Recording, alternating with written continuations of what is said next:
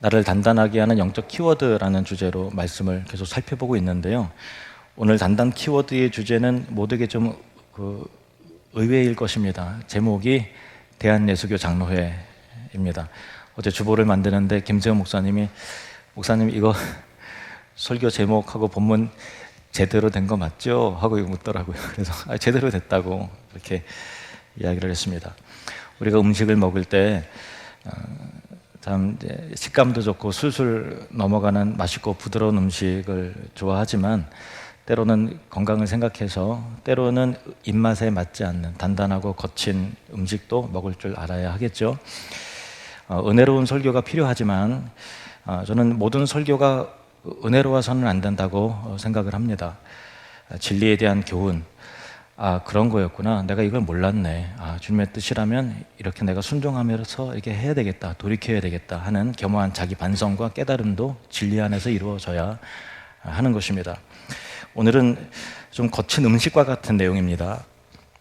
하지만 우리 모두에게 꼭 필요한 내용입니다. 제가 목사로서 설교 제목이 대한예수교 장로회인데 우리 교회가 장로교잖아요. 장로회의 정체성에 대해서 과연 설교한 적이 있나 하니까 제가 없더라고요. 물론 이제 설교 가운데 녹아져서 여러분들이 대충 다 아시겠지만 장로회라는 것에 대한 주제로 설교를 제대로 한 적이 없어서 이건 내가 잘못한 거다, 그런 생각을 합니다. 우리나라 개신교의 대표적인 교단이 첫 번째로는 장로교가 있고요, 두 번째는 감리교가 있고, 또 세 번째는 침례교, 또 성결교, 순복음과 같은 이제 오순절 교단이 교회가 있고요. 또 구세군, 루터교, 또 성공회 등등이 있죠. 다들 교단이 다르다는 얘기는요, 차이가 있기 때문에 다른 거 아니겠어요? 그냥 이름만 다른 게 아닙니다. 가장 큰 차이는 교리가 달라요. 그리고 정치 체제가 다릅니다. 교리, 정치 체제.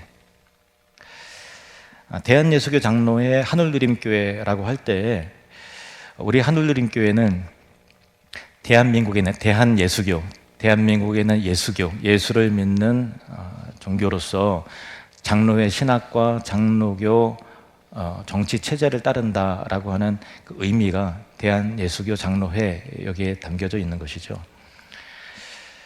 그런데 이 교회가 어떤 정치 체제를 갖는다는 것이 여러분에게는 조금 이게 낯설고 좀 이상할 거예요. 왜냐하면은 저부터도 정치라는 말이 갖는 그 이미지가 주는 어떤 그 부정적인 이미지가 있잖아요. 하지만 정치는 우리가 좋든 좋아하지 않든 어떻든 간에 국가나 교회에 있어서 우리의 삶에 아주 밀접하게 영향을 미치고 반드시 필요한 것입니다. 아무리 우리가 이 세상의 정치인들이 믿고 이해가 안 가고 신뢰할 수 없는 사람들이다 이렇게 우리가 생각을 한다 하더라도, 그렇다고 정치인들이 없는 세계 속에서 우리가 살 수 있느냐? 다시 말해서 법과 질서가 무너진 무정부의 상태에서 살기를 원하시는 분은 아무도 없을 거예요. 정치 체계가 없다는 것은 우리의 자유를 의미하는 것이 아니라 법과 질서와 사회와 안보 시스템 자체가 붕괴된 상태를 말하는 거거든요. 그러니까 폭동이 일어나고 약탈이 일어나고 온갖 범죄들이 난무하게 돼서 거리에 함부로 다닐 수도 없게 되고, 또 군대 조직이 없으니까 외세의 침입에 우리가 어떻게 방어를 하겠어요? 그냥 각계 전투하면 되나요? 안 되잖아요. 성경에 보면은 사사시대가 그랬어요. 사사기 21장 25절에 그때 이스라엘에 왕이 없으므로 사람이 각기 자기 소견에 옳은 대로 행하였더라. 자유로운 것 같죠? 내가 옳은 대로 하면 되니까 자유로울 것 같죠. 그런데 옳은 대로 생각하는 각자 다 옳은 대로 살아버리니까 그 옳음이 각자의 가치관이 서로 부딪히는 거예요.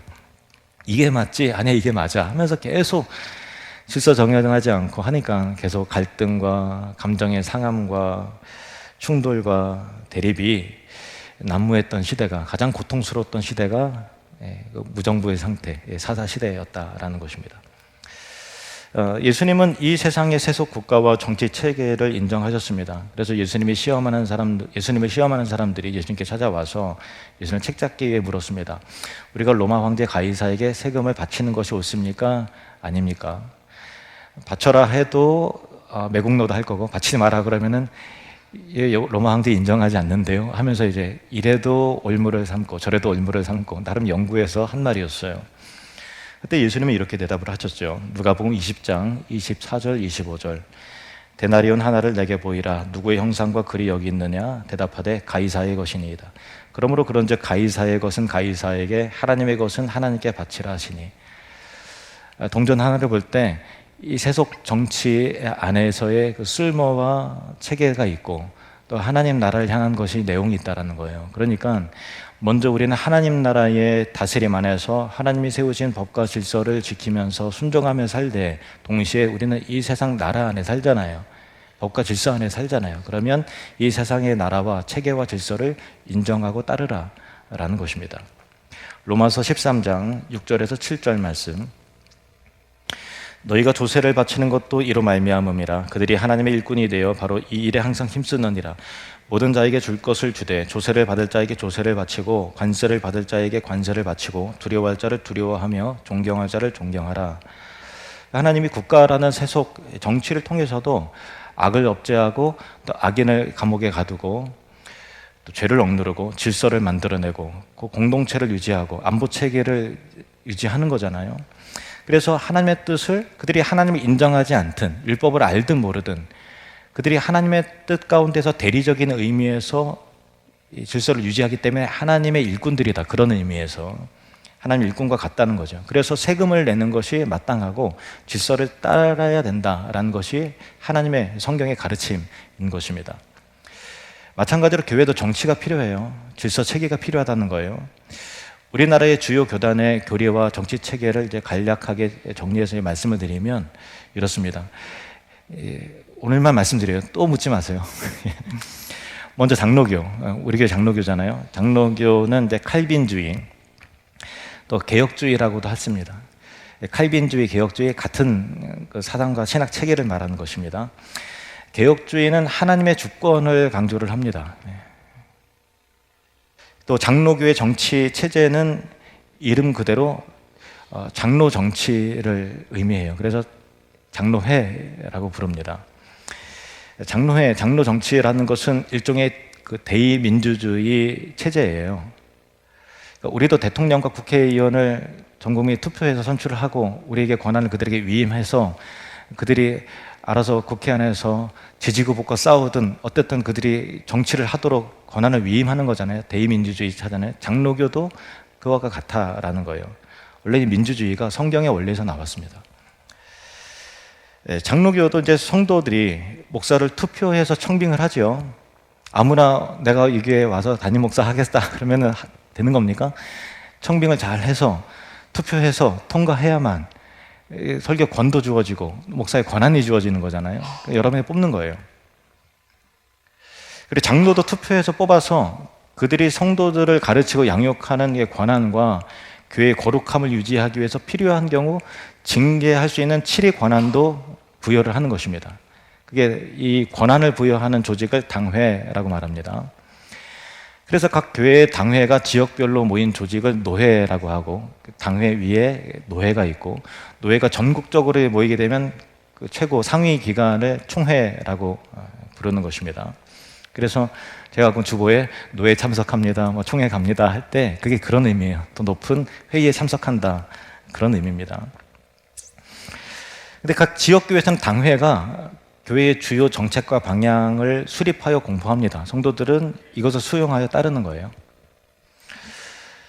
이 장로교도 물론 이제 담임 목사를 선택을 하거나 또 임직자를 세우거나 또 교회를 이전하거나 교회의 재정적인 중요한 부분을 이제 결정을 하거나 등등 할 때는 공동의회를 통해서 성도들이 직접 투표를 행사해서 그를 투표하는 방식으로 결정을 하죠. 하지만 매번 투표하지 않아요. 그 외의 것들은 다 당회에서 여러분들이 위임을 해주셨기 때문에 당회에서 그냥 입맛대로 하는 것이 아니라 이 일을 정말 하나님께 기뻐하시는가, 성경적인 기준에 타당한가, 믿음의 원리에 부합한 것인가, 성도를 사랑하는 것인가 등등의 내용을 검토해서 성도들에게 공포를 합니다. 결정해서 공포하면 성도들이 따르는 것입니다. 이게 장로교 정치예요.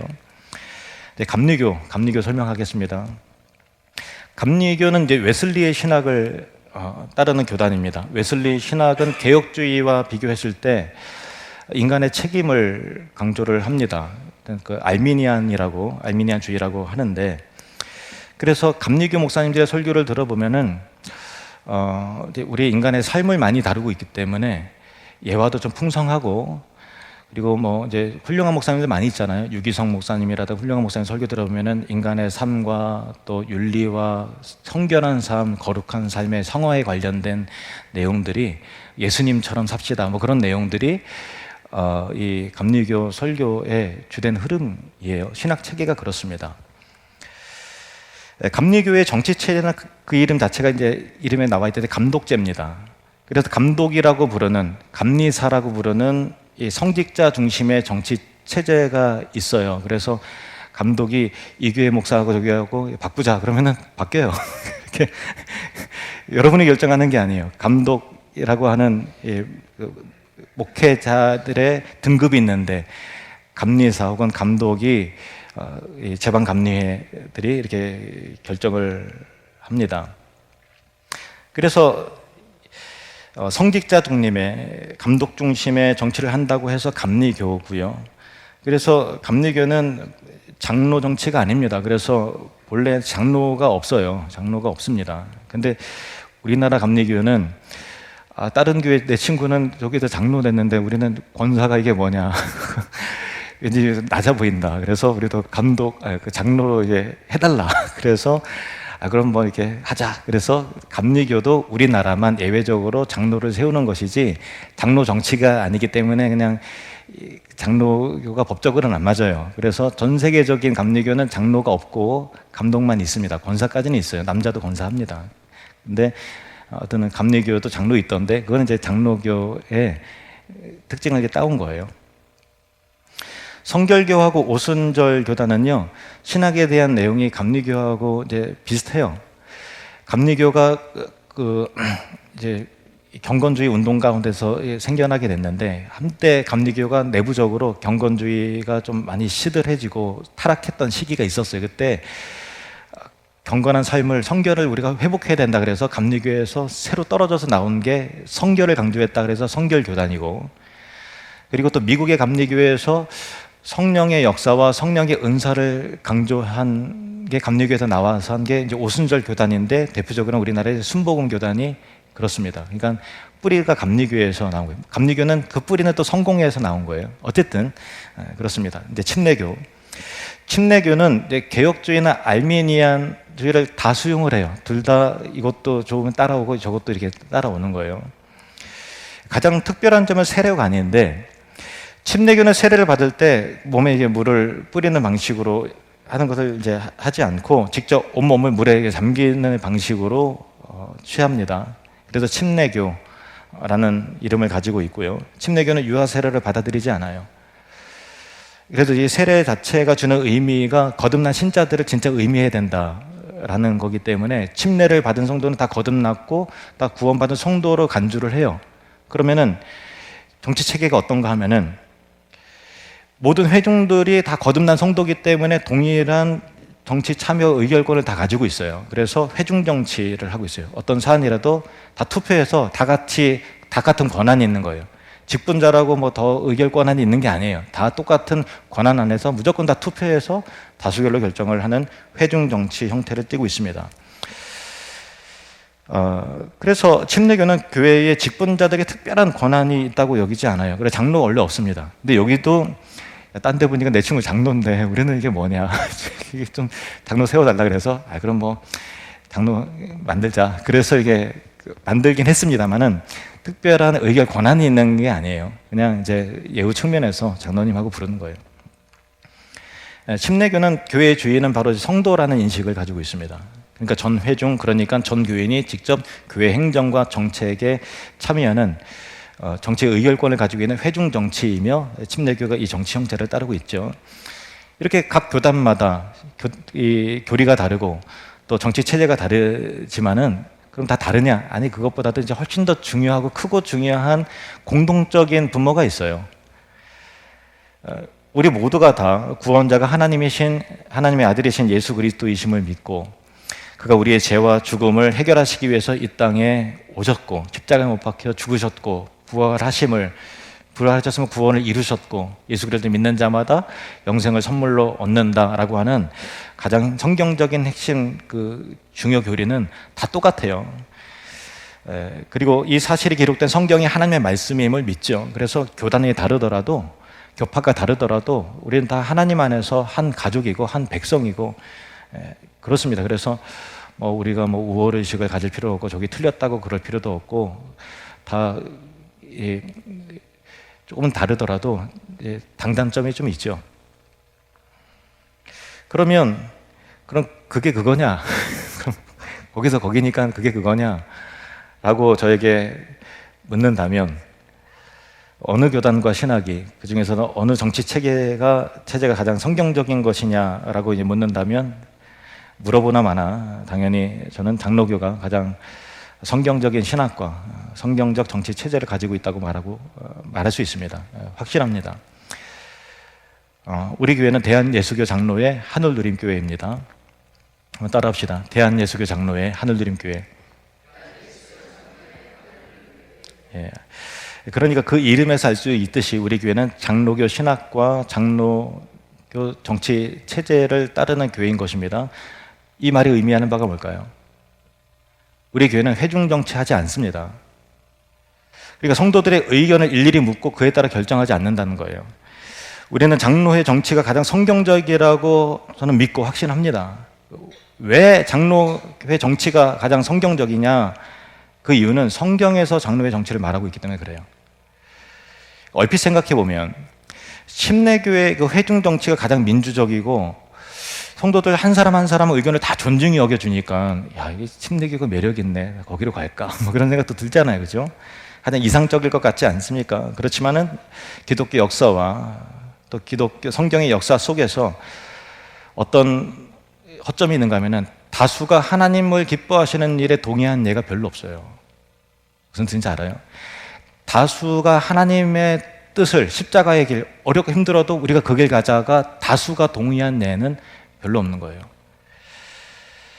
광야에서 이스라엘 백성들이 늘 하던 얘기가, 야, 여기 너무 힘들고 물도 안 나오고 이게 너무 고통스럽고 고생인데 애굽으로 그냥 돌아가자. 이게 다수의 의견이었어요. 이걸 다수결로 결정했으면 어떻게 됐을까? 가데스 바네아에서 12정탐꾼 중에서 여호수아 갈렙을 제외한 다른 10장꾼들이 가나안 땅에 못 들어간다고 했어요. 왜냐하면 거기는 아낙자도 우리보다 키가 크고 장대고 완전히 싸움꾼인데, 우리는 거기보다 쪽수에서 일단 밀리고, 뭐 전쟁해본 경험이 있어요? 뭐 있어요? 우리는 그냥 아무것도 모르고, 무기가 있어요? 뭐가 있어요? 도저히 현실적이지 않은 거예요. 야, 서로 의견이 갈리니 그러면 12명 중에 다수결로 한번 결정합시다. 그러면 어떻게 됐을까요? 그래서 어쨌든 10명의 정탐꾼들이 그들이 나름대로 현실적인 얘기를 한 거예요. 그런데 이제 하나님 앞에서 부정적인 얘기죠. 부정적인 이야기의 동화가 온 백성이 되어서 밤새도록 통곡하고 울었습니다. 애굽으로 돌아가자. 하나님, 우리 여기서 다 죽인다. 차라리 새로운 장관 세우고 돌아가자. 근데 모세는 들어가야 된다 그랬거든요. 그리고 여호수아 갈렙도 들어가야 된다 그랬어요. 왜요? 그게 현실적이어서요? 가능성이 있기 때문에? 아니에요. 원리는 단순합니다. 하나님의 뜻이기 때문에 그런 거예요. 기독교 역사 속에서 하나님의 뜻을 분별하고 믿음으로 도전하고 나아가는 사람은 언제나 소수였습니다. 이 소수가 다수에게 영향을 미쳐서 그 흐름을 만들어내는 거예요. 이것이 기독교 역사입니다. 일반적으로 다수가 관심 있어 하는 것은 하나님의 뜻이 아닙니다, 여러분. 물론 여러분은 성숙했기 때문에 다수가 하나님의 의견을 구하면 쫓아갈 줄로 믿습니다. 그런데 기독교 역사상, 교회 역사상 다수가 하나님의 뜻에 관심이 있느냐? 그렇지 않아요. 다수가 관심이 있어 하는 것은 우리에게 무엇이 더 안정적인가? 무엇이 우리를 보장하는가? 무엇이 더 경제적이고 현실적으로 타당한가? 라는 것을 늘 고민하고 그 길로 가는 거예요. 그런데 예수님께서 하신 말씀이 현실적인 게 있었어요. 너희는 예루살렘, 성령을 받은 예루살렘과 온 유다와 사마리아 땅 끝까지는 내 증인들이라. 이게 어부들에게 타당한 얘기예요. 가능성 있는 얘기예요. 절대 그렇지 않다라는 거예요. 하나님 나라는 늘 이상적이에요. 현실적으로 도달할 수 없을 것 같은 비전이 제시가 되는 거예요. 이걸 다수결로 결정하자고요? 이걸 교회 흐름을 성도들이 입맛대로 그렇게 이끌어 가자고요? 타락한 교회라면 그럴 수 있어요. 그런데 우리는 그러지 않습니다. 교회는 현실을 외면서 해서는 안 되지만 현실적이서는 안 된다라는 거예요. 하나님 나라를 꿈꾸면서 늘 믿음의 도전을 해야 되는 것입니다. 하나님의 뜻이라면, 하나님께 기뻐하시는 일이라면, 하나님의 명령이라면, 하나님의 영광과 복을 위한 것이라면 불편함 감수하고 우리가 희생하고 섬기고 파송하고 더 나아가고 퍼주는 것이 교회라는 것입니다. 재정 따지지 않아요. 믿음으로 나아가는 것입니다. 하나님의 은혜를 구하면서 하나님 우리에게 능력을 주시옵소서, 하나님 우리에게 지혜를 주시옵소서, 하나님 우리를 통해서 세계 열방에 더 많은 교회가 세워지게 해주시옵소서. 현실적인 것이 아는 것을 꿈꾸며 나아가는 것이 하나님 나라의 백성들이고 교회입니다. 그런 교회를 만들어야 되는 거예요. 가장 성경적인 교회 정치 원리는 회중 정치가 아니라 장로 정치입니다. 하나님의 뜻을 분별할 수 있는 성숙한 소수의 사람들을 세워서 권한을 위임하고 그 소수의 사람들이 성경적 원리에 따라서 자기 입맛이 아니에요. 하나님이 기뻐하시는 것이 무엇인가? 성령 충만하고 기도하면서 분별해내면서 성도를 사랑하는 마음으로 성경의 원리에 따라서 교회의 방향을 결정하도록 하고 다수는 이를 신뢰하고 순종하여 따르는 것입니다. 만약에 성경의 원리가 명백한 분명함에도 불구하고 목사가 그것을 성도에게 이거 어떻게 할까요? 물어서 결정하면 저는 그 목사는 정신 나간 목사고 목사 자격이 없다고 생각합니다. 왜냐하면 교회에 있어서 제일 중요한 게 성도의 뜻이 아니에요. 하나님 뜻이지. 그걸 왜 성도에게 묻습니까? 하나님께 기도하고 성경의 원리에 따라서 결정하고 그렇게 방향을 제시하는 것입니다. 그게 목사예요. 그래서 성도인 여러분은 목사와 장로에게, 당회에게 교인의 뜻을, 사람의 요구를 반영시켜 달라고 구할 것이 아니라 성경적 기준으로 기도 열심히 해서 성령 충만해서 말씀과 기도로 하나님의 뜻을 제발 바르게 분별하여 결정해 달라고 요청을 하시길 바랍니다. 그게 당회의 역할인 것입니다. 사도 바울은 바나바와 함께 이제 선교 여행을 통해서 교회들을 세웠는데 계속 거기 있었던 게 아니잖아요. 그래서 떠나가면서 장로들을 택하여 세웁니다. 사도행전 14장 23절 말씀. 각 교회에서 장로들을 택하여 금식기도 하며 그들이 믿는 주께 그들을 위탁하고, 금식기도해서 세웠다는 거예요. 뭐냐면 장로를 세울 때 이게 보통 일이 아닌 거예요. 하나님, 어떤 사람이 장로가 되어야 됩니까? 서로 다 난가? 그렇게 생각하고 있는데 어떤 사람이 장로가 되어야 됩니까? 그만큼 금식하고 기도했다는, 신중했다는 거예요. 하나님의 뜻을 분별해야 된다는 거예요. 그래서 그만큼 중요한 일이라는 거죠. 교회의 장로들을 세운 이것은 사도 바울 개인의 아이디어가 아니라 초대교회가 세워질 때 하나님의 뜻 가운데서 사도들이 행한 일이었습니다. 초대교회 안에 이제 할례 문제에 대한 문제가 일어났어요. 바울과 바나바는 믿음으로, 복음으로 충분하다 했는데 할례파 유대인들이, 기독교 안에서 율법을 강조하는 사람들이 안디옥에 올라와서 바울, 바나바 틀렸다. 어떻게 믿음으로만 구원받냐? 지켜야 구원받지. 할례 받아라. 율법 지켜야 된다. 최소한 그 정도는 해야지. 너희들 이방인인 주제 그냥 공짜로 구원받는다고 말도 안 되지. 우리도 할례 받았는데 니들도 할례 받아. 이렇게 하니까 이방인들이 헷갈린 거예요. 분쟁이 일어나고 논란이 크게 일어난 거예요. 그래서 예루살렘 총회가 열리는데 그 임원들이 사도와 장로들이었습니다. 그리고 이 문제를 해결을 하는데 2절 말씀, 사도행전 15장 2절, 바울 및 바나바와 그들 사이에 적지 아니한 다툼과 변론이 일어난지라 형제들이 이 문제에 대하여 바울과 바나바와 및 그 중에 몇 사람을 예루살렘에 있는 사도와 장로들에게 보내기로 작정하니라. 그러니까 사도와 장로들의 회가 교회의 의결기관이었어요. 오늘날 사도는 없습니다. 없어요. 그래서 장로회가 의결기관인 거예요. 그래서 교회의 질서를 잡고 관할하고 다스리는 기관인 것이죠. 예루살렘 공의회에서 이 사도들과 장로들의 결정을 통해서 순수한 복음의 가치를 지켜낼 수 있었어요. 할례 아니다. 오직 믿음으로 십자가의 보혈, 구속하심, 그걸로 충분하다라고 선포를 했던 것입니다. 그래서 복음의 순수성이 이 예루살렘 공의회를 통해서, 장로회를 통해서 이루어진 거예요. 얼마나 감격스럽고 얼마나 귀한 일인지 모릅니다. 사도 베드로는 이렇게 말했습니다. 베드로전서 5장 5절 말씀 함께 읽겠습니다. 시작. 젊은 자들아, 이와 같이 장로들에게 순종하고 다 서로 겸손으로 허리를 동이라. 하나님은 교만한 자를 대적하시되 겸손한 자들에게는 은혜를 주시느니라. 아멘. 장로들에게 순종하라는 것은요, 그들의 다스림과 결정을 따르라는 거잖아요. 순복하라는 거예요. 그러니까 장로들의 다스림을 받지 않는, 당회의 의결을 받아들이지 않는 것은 이게 교만한 것이고 하나님은 교만한 자를 대적하실 것이다, 분명히 말씀하고 계세요. 로마서 13장 1절 2절 말씀 시작. 각 사람은 위에 있는 권세들에게 복종하라. 권세는 하나님으로부터 나지 않음이 없나니 모든 권세는 다 하나님께서 정하신 바라. 그러므로 권세를 거스르는 자는 하나님의 명을 거스름이니 거스르는 자들은 심판을 자취하리라. 아멘. 각 사람 위에 권세가 있다는 거예요. 나는 내 위에 하나님밖에 없는데 그것보다 교만한 사람이 없어요. 자기 위에 아무도 없대요. 아니에요.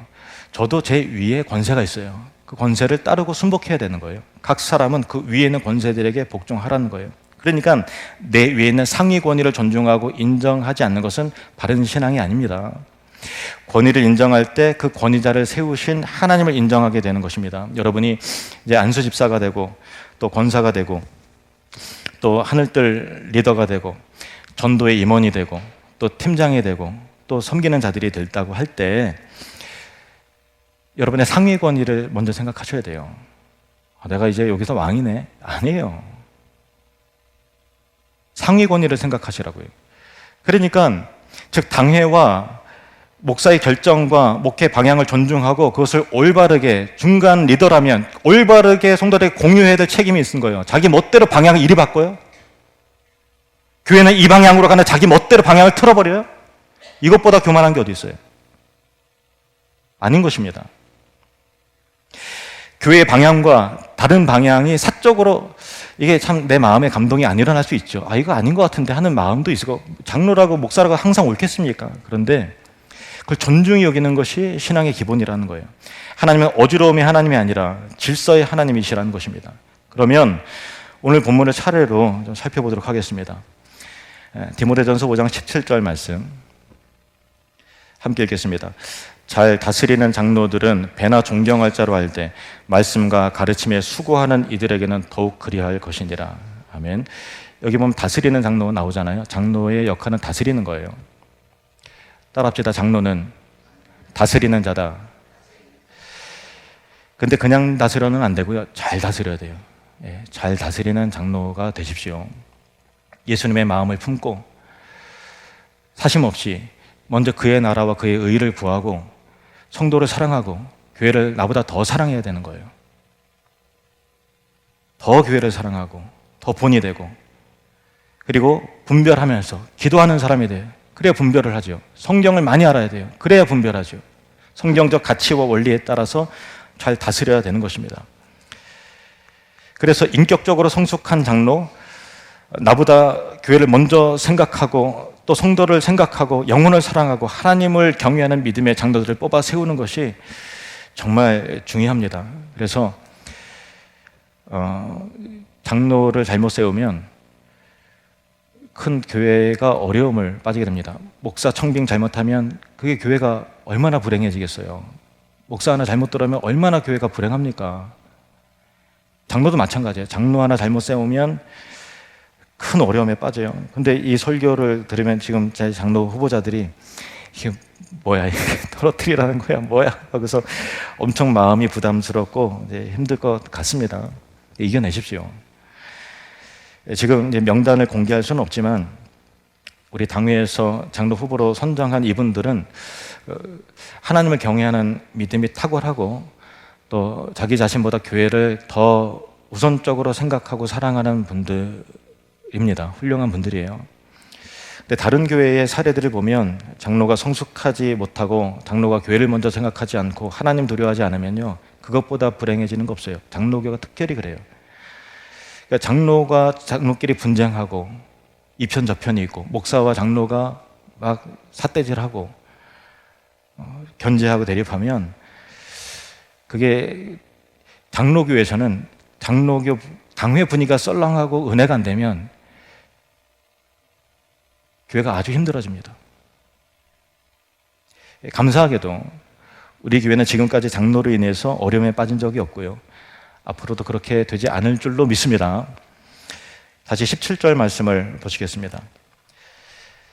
잘 다스리는 장로들은 배나 존경할 자로 알되 말씀과 가르침에 수고하는 이들에게는 더욱 그리할 것이다. 이게 장로들 중에서도 말씀과 가르침에 수고하는 이가 있다라는 거예요.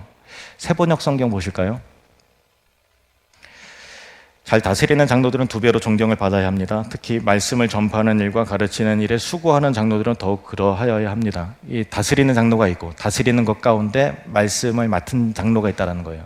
그 장로 누구겠습니까? 누구예요? 목사를 말하는 거예요. 목사도 장로회에서는 목사도 장로예요. 장로회에서는 목사가 장로예요. 초대교회는 직분에 대한 호칭이 명확하게 통일되어 있지 않았기 때문에 목사, 장로, 감독 이것이 교호적으로 사용돼서 각각의 다른 사람들을 의미하는 것 같지만 그렇지 않아요.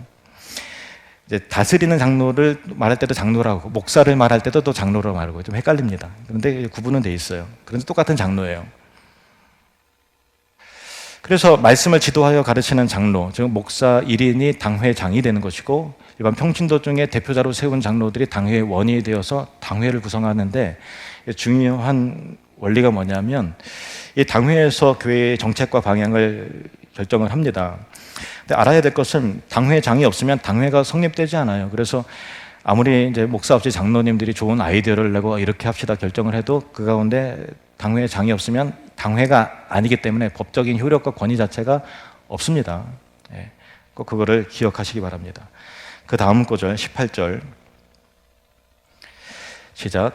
성경에 일렀으되 곡식을 밟아 떠는 소의 입에 망을 씌우지 말라 하였고 또 일꾼이 그 삭슬 받는 것을 마땅하다 하였느니라. 하나님의 말씀을 가르치는 장로, 즉 목사는 전임 사역자여야 된다라는 거예요. 그래야 교회의 모든 것에 에너지를 쏟는 거예요. 성도들은 그래서 목사의 생활과 사역에 관한 일체의 비용을 활동 경비를 책임져야 될 의무가 있어요. 19절 말씀 19절 함께 있습니다. 장로에 대한 고발은 두세 증인이 없으면 받지 말 것이요. 이처럼 교회에서는 장로의 역할이 굉장히 중요한 역할을 감당하기 때문에 다스리는 장로나 또 말씀을 가르치는 장로, 즉 이제 목사나 장로에 대해서 함부로 비난하고 고발하고 이렇게 함부로 하는 것을 이제 가볍게 수용해서는 안 돼요. 누군가 목사의 인격과 목회에 대해서 당회의 결정과 장로에 대해서 비난하고 헐떠들면 그래서 함부로 맞장구 치고 동조하지 말아라, 그 얘기입니다. 왜냐하면 목사가 항상 옳겠어요? 당회에서 결정하는 것이 항상 다 여러분의 마음에 다 맞겠어요? 인격적으로 우리도 사실 흠이 있는 거 아닙니까? 그럼에도 불구하고 그렇게 하지 말라는 얘기는 뭐냐면 교회를 위해서 목사가 흔들리면 교회가 흔들려요. 당회가 어지러우면 교회 자체가 어지러워집니다. 물론 제일 중요한 것은 목사와 장로가 욕먹을 짓을 하지 말아야 하고, 그렇기 때문에 성도들은 올바른 목사를 잘 분별해서 청빙해야 되고 제대로 청빙을 해야 되고, 또 장로를 신중하게 잘 뽑아야 하고, 일단 세워진 목사와 장로가 하나님을 경외하는 마음을 잃어버리지 않도록 위해서 기도하고, 이들이 성경의 원리에 따라서 비전을 제시하고 목자의 마음으로 양떼를 사랑함으로 잘 목양하고 바른 교훈을 제시하며 교회를 잘 인도할 수 있도록 기도하고 협력해 줘야 된다. 그것입니다. 그리고 장로의 다스림의 역할 중에서 목양 외에 권징 7위가 있어요. 왜냐하면 교회도 죄인들이 모인 곳이라 항상 문제가 생기기 마련이잖아요.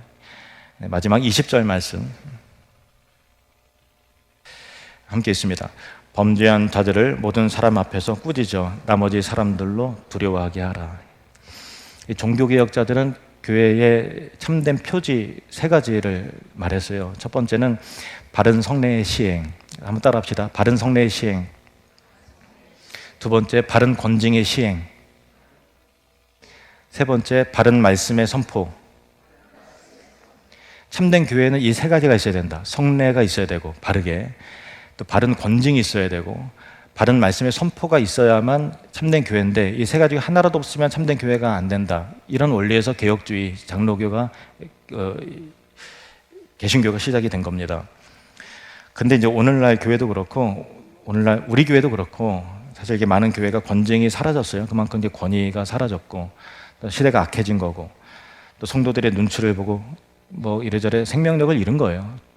아주 안 좋아진 겁니다. 그러니까 뭐 이 교회만 교회나 딴 교회 가면 되지. 그러니까 권징 자체가 사실상 별로 이제 좀 의미가 있나 이렇게 좀 의구심이 생길 수 있는 이 시대 속에 우리가 살아가고 있습니다.